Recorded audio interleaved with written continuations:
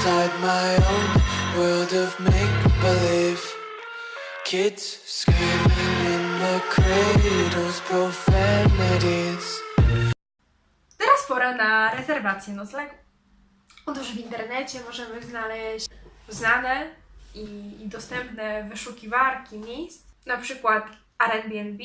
Jest to strona, gdzie możemy przenocować w pokoju lub domu, który jest wynajmowany na zasadzie hotelu. Mamy często tam bardzo dobre warunki. Mieszkanie jest sprawdzone. Warto czytać wcześniej opinie o danym gospodarzu, jakie wystawiły poprzednie osoby. Możemy zweryfikować, czy dane mieszkanie jest czyste, czy faktycznie znajduje się w dobrze położonej lokalizacji i jaki jest kontakt z gospodarzem tego mieszkania. Popularną wyszukiwarką jest też Booking. Wiele osób z niego korzysta. Jeżeli wpiszemy w Google, na pewno znajdziemy jeszcze dużo więcej innych wyszukiwarek dotyczących noclegów. Warto korzystać z tych, które są najbardziej popularne, które są sprawdzone, z których korzysta bardzo dużo ludzi, które mają wiele opinii.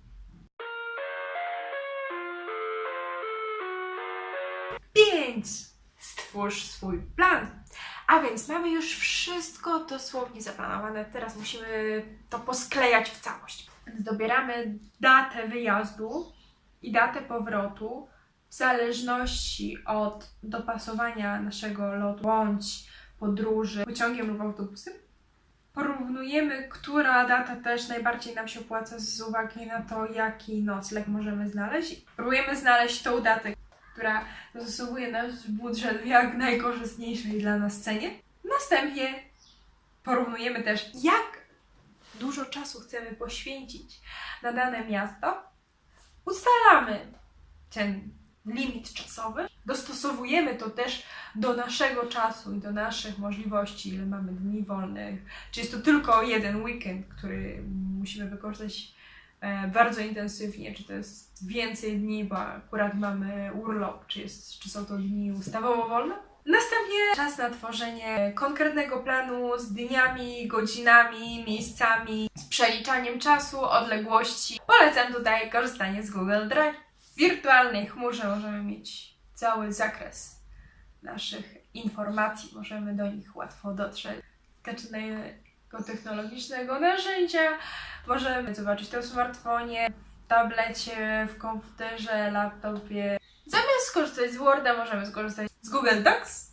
Działa to podobnie jak Microsoft Word, ale mamy do tego dostęp właśnie zawsze. Nie musimy tego nosić na pendrive, możemy mieć to zawsze w chmurze.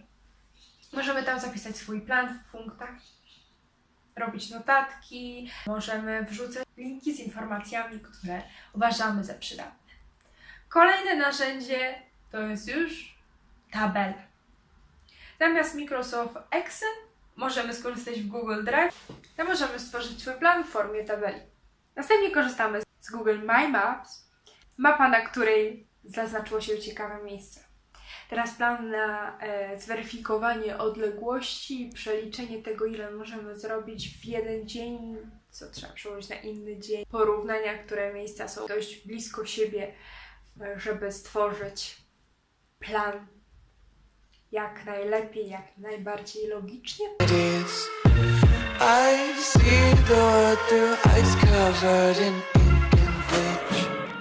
Cross out the ones who heard my cry. Mam nadzieję, że moje rady Wam się podobały.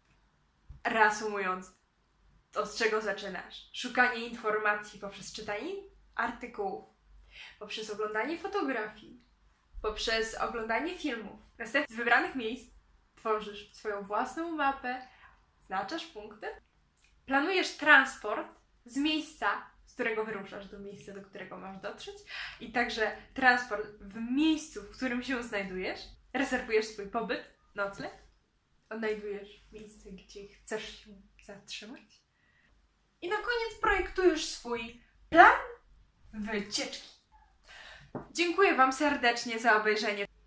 Zasubskrybujcie mój kanał, a w opisie wideo jak zwykle możecie odnaleźć przydatne linki. Jeżeli zorganizujecie wyjazd korzystając z moich rad, też zostawcie komentarz i napiszcie, jak wam się to udało i czy moje rady okazały się przydatne. Do zobaczenia! Pockets counting like the four-leaf clovers in my locket. Untied laces, yeah. Just tripping on daydreams. Got dirty little lullabies playing on repeat. Might as well just ride around the nursery and count sheep.